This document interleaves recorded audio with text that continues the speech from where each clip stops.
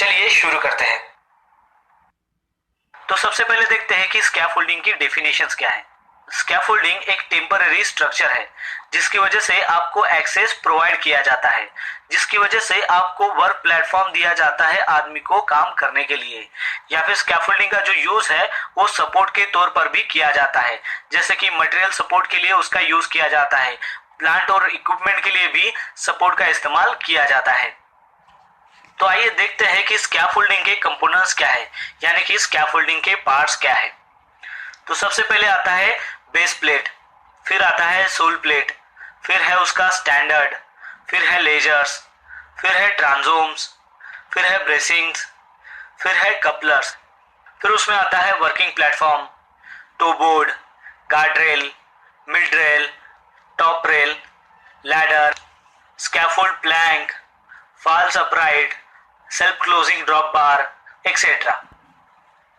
चलिए अब हम बात करते हैं कि ब्रेसिंग के कितने टाइप्स होते हैं। तो ब्रेसिंग के टोटल 4 टाइप होते हैं। उसमें सबसे पहला आता है क्रॉस ब्रेसिंग, फिर सेकंड आता है नी ब्रेसिंग, फिर थर्ड में आता है स्वे ब्रेसिंग और फोर्थ में आता है प्लेन ब्रेसिंग।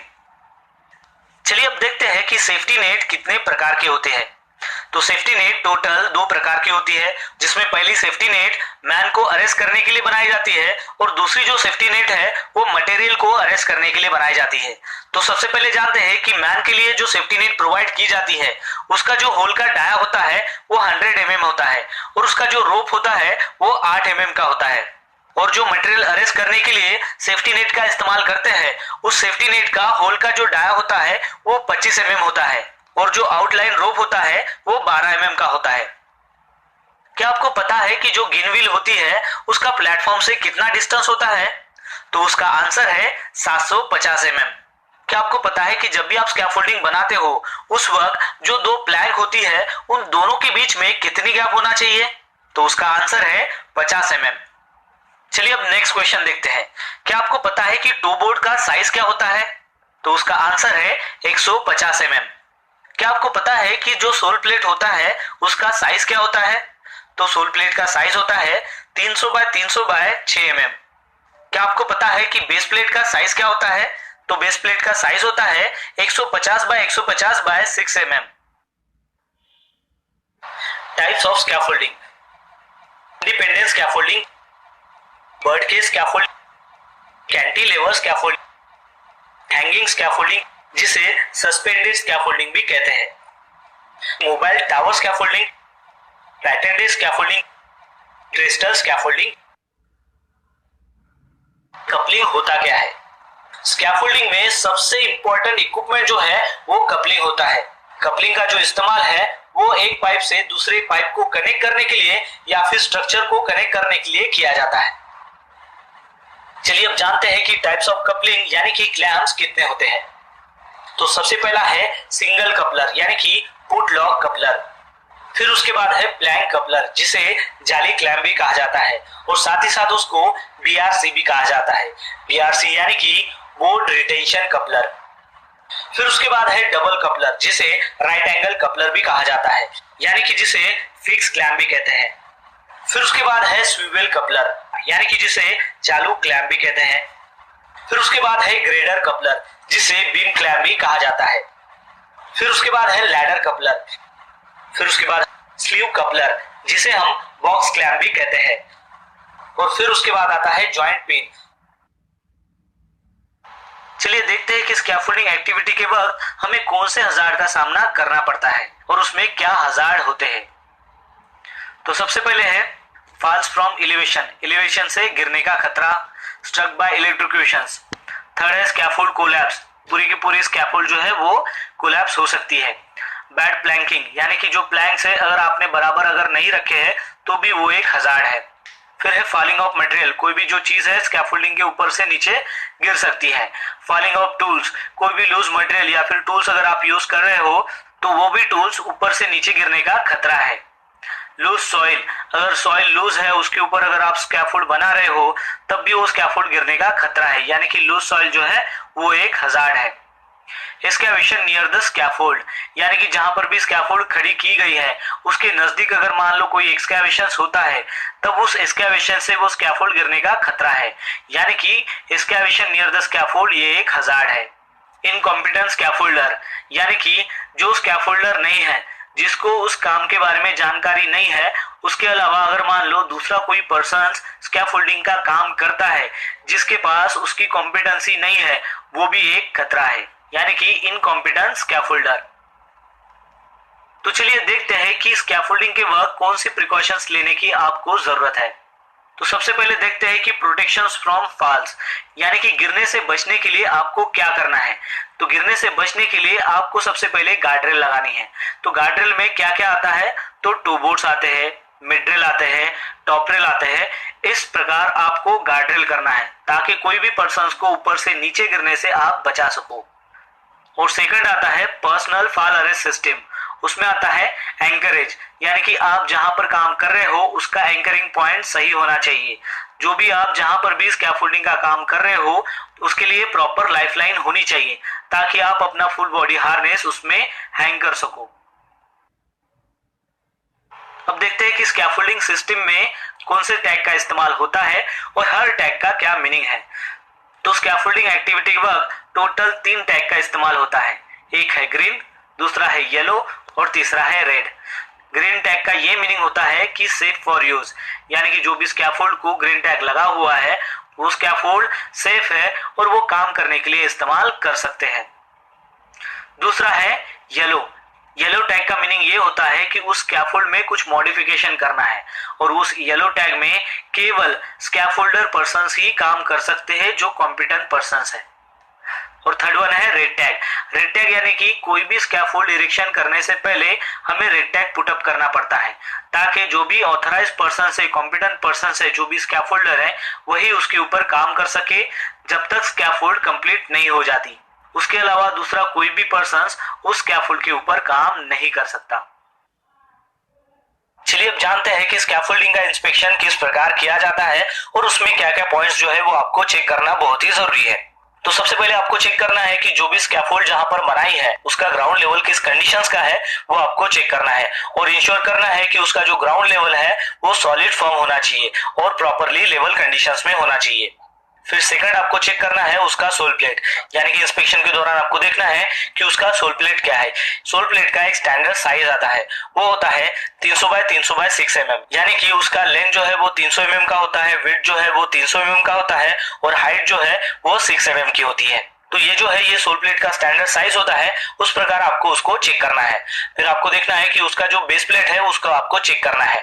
उसमें भी आपको ये चेक करना है कि वो जो बेस प्लेट है वो डायरेक्ट जमीन पर नहीं होना चाहिए, वो सोल प्लेट के ऊपर होना चाहिए और उस बेस प्लेट का जो साइज है वो 150 बाय 150 बाय 6 mm का होना चाहिए, यानी कि उसकी जो लेंथ है वो 150 mm होना चाहिए, विड्थ जो है वो 150 होना चाहिए और उसकी जो हाइट है वो 6 mm होना चाहिए।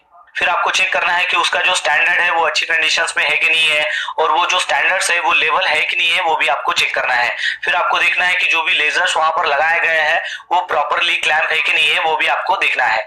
फिर आपको देखना है कि जो भी ट्रांसफॉर्म्स वहां पर यूज किए गए हैं वो जो ट्रांसफॉर्म्स है वो अच्छी कंडीशंस में है और वो प्रॉपरली जो है वो उसको टाइट किया गया है। फिर आपको देखना है कि जो भी कपलर्स वहां पर इस्तेमाल किए गए हैं वो कहीं पर लूज तो नहीं है वो भी आपको देखना है और इंश्योर करना है कि वो जो सारे कपलर्स है वो टाइट किए गए हैं। फिर आपको देखना है कि जो भी प्लैंक्स वहां पर इंस्टॉल किए गए हैं वर्किंग प्लेटफॉर्म के लिए, यानी कि जिसे हम बोर्ड भी कहते हैं, तो वो अच्छी कंडीशंस में है और वो जो वर्किंग प्लेटफॉर्म है वो टोटली कवर किया गया है और वो जो प्लैंक्स है उनके बीच में ज्यादा गैप नहीं होनी चाहिए ताकि उसमें से कोई भी जो टूल्स है वो नीचे गिर ना सके। फिर उसके बाद आपको इंस्पेक्ट करना है टो बोर्ड को, यानी कि उस वर्किंग प्लेटफॉर्म में टो बोर्ड अवेलेबल है क्या वो आपको इंश्योर करना है और वो जो टो बोर्ड है उसका जो हाइट है वो 6 इंच होना चाहिए, यानी कि 150 mm उसका हाइट होना चाहिए। फिर उसके बाद आपको देखना है कि जो भी गार्डरेल्स वहां पर लगाए गए हैं जो स्टैंडर्ड उसकी हाइट है वो मेंटेन की गई है। गार्डरेल को टॉप रेल भी कहते हैं और टॉप रेल की जो हाइट है वो होती है 950 mm से लेकर 1200 mm तक, तो वो जो हाइट है वो वहां पर मेंटेन है कि नहीं है वो आपको चेक करना है। फिर आपको इंस्पेक्ट करना है मिड रेल का, यानी कि जो मिड रेल है वो 450 से लेकर 600 mm तक उसकी हाइट मेंटेन की गई है कि नहीं है वो भी आपको उसमें चेक करना है। फिर उसके बाद आपको इंस्पेक्ट करना है लैडर का, और आपको उसमें चेक करना है कि वो जो लैडर है वो 75 डिग्री में मेंटेन किया है कि नहीं किया है, वो आपको चेक करना है। साथ ही में आपको देखना है कि उसका जो रेशो है वो 4:1 है कि नहीं है। फिर उसके बाद आपको ये भी ध्यान में रखना है कि लैडर का जहां पर लैंडिंग प्लेटफॉर्म है उससे उसकी जो हाइट है वो मिनिमम 1 मीटर अप होना चाहिए, और मिनिमम उसमें 3 रंग्स होना चाहिए, ताकि जब भी उसका इस्तेमाल आप करो तो ऊपर से जब कोई भी पर्सन नीचे आए या फिर नीचे से कोई भी पर्सन अगर ऊपर जाए तो वो इजीली उस लैडर का इस्तेमाल करे और वो सेफली उस प्लेटफॉर्म पर रीच हो सके। तो ये जो सारे पॉइंट्स जो है जो हमने यहाँ पर देखे हैं वो अगर अच्छे से इंस्टॉल किया गया है तभी वहां पर ग्रीन टैग लगेगा, और ये जो ग्रीन टैग है ये स्कैफोल्डिंग इंस्पेक्टर के द्वारा ही दिया जाता है, और वही एक ऑथराइज्ड पर्सन है जो इस स्कैफोल्डिंग को चेक करेगा और फिर उसके अनुसार वहां पर टैग पुटअप करेगा, यानी कि उसे स्टेटस ऑफ टैग कहते हैं। आपको और एक बात यहाँ पर ध्यान में रखनी है कि स्कैफोल्डिंग इंस्पेक्टर के अलावा कोई भी एम्प्लॉय उस स्कैफोल्डिंग में टैग डालने के लिए ऑथराइज नहीं होता है। फिर उसके बाद का सवाल आपसे पूछा जा सकता है कि जो भी स्कैफोल्ड है उसका हम सेफ वर्किंग लोड कैसे कैलकुलेट करेंगे। तो सबसे पहले हमें पता होना चाहिए कि स्कैफोल्ड का जब भी हमें सेफ वर्किंग लोड कैलकुलेट करना है तो उसका एक फार्मूला होता है। तो उसका फार्मूला कुछ इस प्रकार है, dead load plus 4 multiply by live load, यानी कि जो भी लाइव लोड है उसको आपको 4 से मल्टीप्लाई बाय करना है और फिर उसमें ऐड करना है डेड लोड। तो चलिए जानते हैं कि ये डेड लोड होता क्या है और ये लाइव लोड होता क्या है। अब डेड लोड में क्या होता है कि जो स्कैफोल्ड के जो कंपोनेंट्स है उसका जो वेट है प्लस जो वर्किंग प्लेटफॉर्म है उसका जो वेट है, इन दोनों का वेट जब ऐड किया जाता है तो उसे डेड लोड कहते हैं।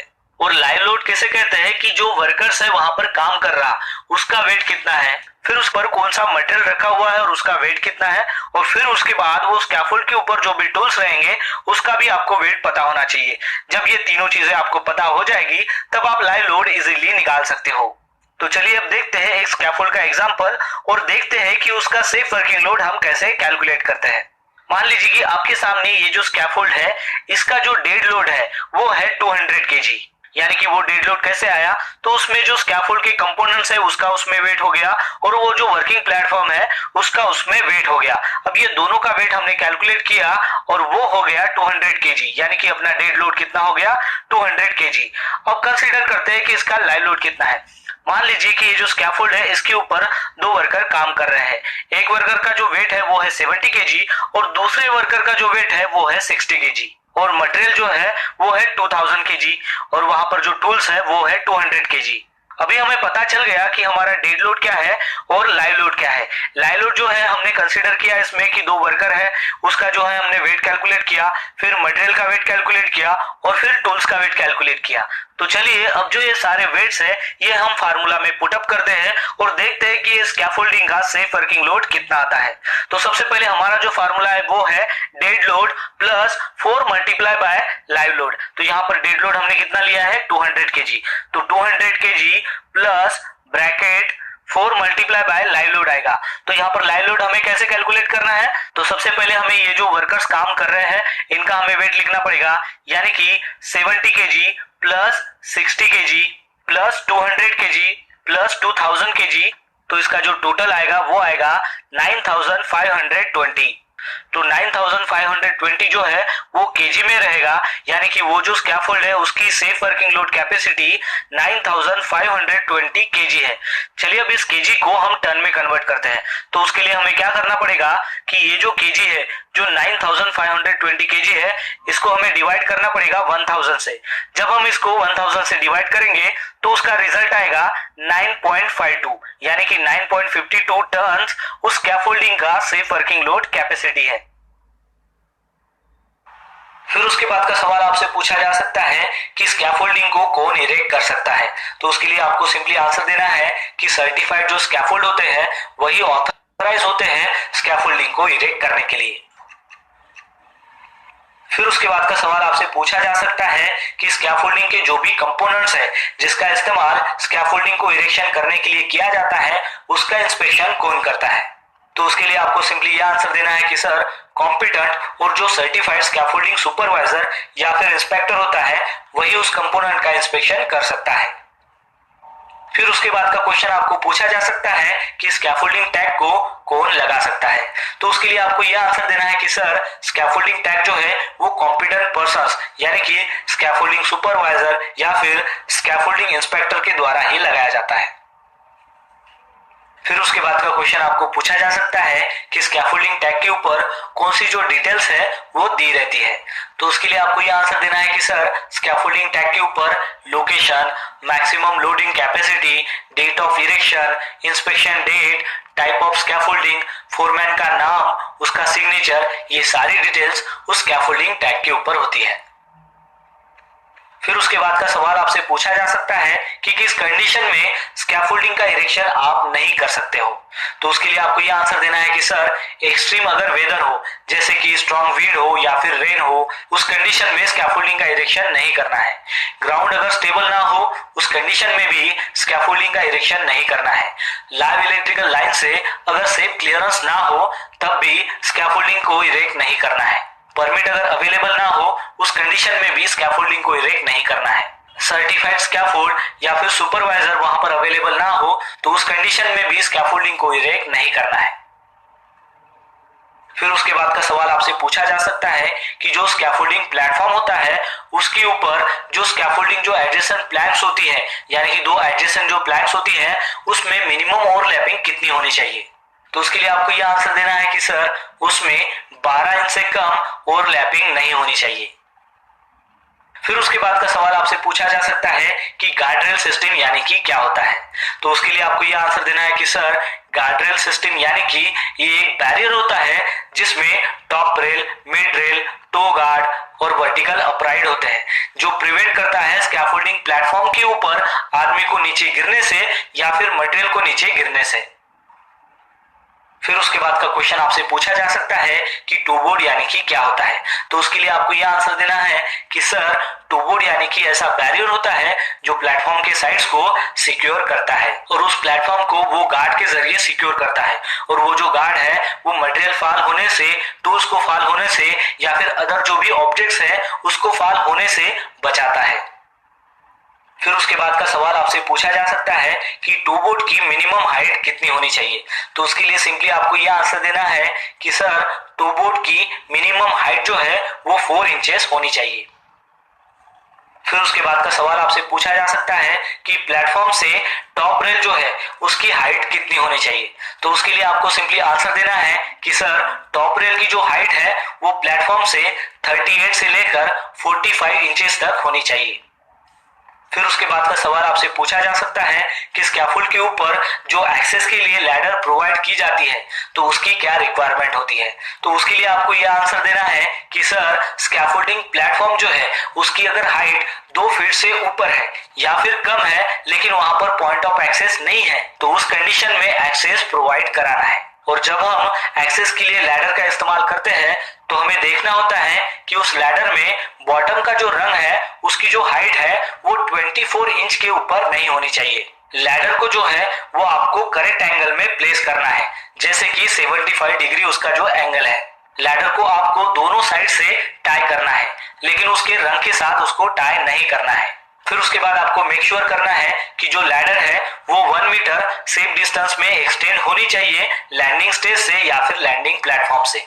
फिर उसके बाद आपको देखना है कि लैडर में कोई भी डैमेज नहीं होना चाहिए या फिर वो जो लैडर है वो पेंटेड नहीं होनी चाहिए। और फिर उसके बाद लैडर के जो भी एक्सेस है उसमें टैग होना चाहिए। तो ये जो सारी रिक्वायरमेंट्स है ये आपको उनको बताना है।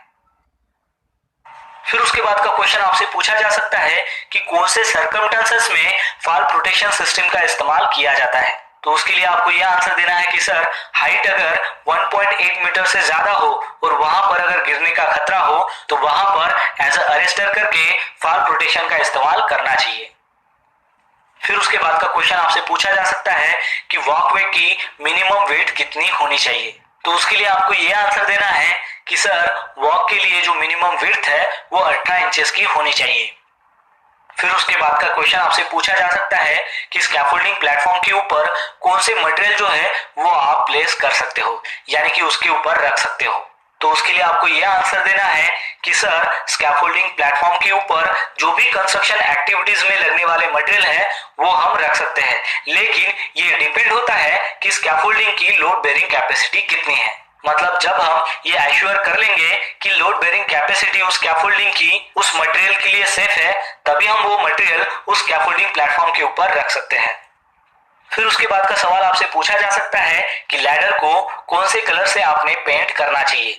तो उसके लिए आपको आंसर देना है कि सर लैडर को कभी भी किसी भी कलर से पेंट नहीं करना चाहिए, वो अलाउ नहीं होता है। फिर उसके बाद का सवाल आपसे पूछा जा सकता है कि जो भी मूविंग स्कैफोल्ड है या फिर मोबाइल स्कैफोल्ड है उसके ऊपर अगर आपको काम करना है तो उसकी क्या रिक्वायरमेंट्स होती है। तो उसके लिए आपको यह आंसर देना है कि सर मोबाइल स्कैफोल्ड जो है वो प्रॉपरली प्लम होनी चाहिए, लेवल में होनी चाहिए और स्क्वायर में होनी चाहिए, और उसका जो इस्तेमाल है जिस सरफेस के ऊपर आप कर रहे हो वो सरफेस जो है वो फर्म और लेवल में होना चाहिए ताकि हम उसकी स्टेबिलिटी जो है वो इंश्योर कर सके। मोबाइल स्कैफोल्ड को हम मैनुअली पुशिंग कर सकते हैं या फिर पुलिंग कर सकते हैं, वो भी उसके बेस के जरिए। मोबाइल स्कैफोल्ड को हम मैनुअली पुश करके मूव कर सकते हैं, लेकिन उस दौरान उस स्कैफोल्डिंग के ऊपर कोई भी पर्सन्स नहीं होना चाहिए, कोई भी इक्विपमेंट नहीं होना चाहिए या फिर कोई भी मटेरियल उस स्कैफोल्डिंग प्लेटफॉर्म के ऊपर नहीं होना चाहिए जब आप उसको पुश कर रहे हो या फिर शिफ्ट कर रहे हो। और फिर उसके बाद है कि जब भी आप मोबाइल स्कैफोल्ड का इस्तेमाल करते हो तो उस वक्त जो कास्टर व्हील होते हैं उसको आपको हमेशा लॉक कंडीशन में रखना है।